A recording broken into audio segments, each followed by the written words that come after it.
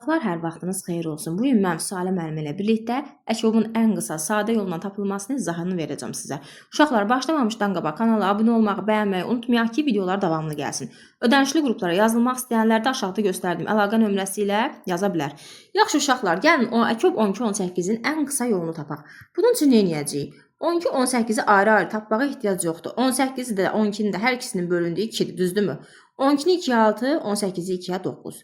6, 9 bölürük 2-yə. Niyə? Çünki 6 2-yə bölünür. Onun üstünü keçib 3 götürə bilmərik.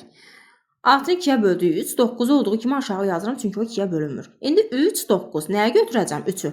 3-ü 3-ə böləndə elədi 1, 9-u 3-ə böləndə elədi 3, düzdür? Və burada qaldı 1, 3. Onu da 3-ə bölürəm, eləyir 1, düzdürmü? Bu yerdə qalanı gördüyümüz kimi 2-nin kvadratı vur 3-ün kvadratı. Yəni nədir? 36. Bir-birinə vursam və yaxud da 2 vur 2, vur 3, vur 3. Fərqi yoxdur. Cavab etmiş olacaq 36 və çox rahat olacaq sizlər üçün. Hələlik uşaqlar, salamat qalın.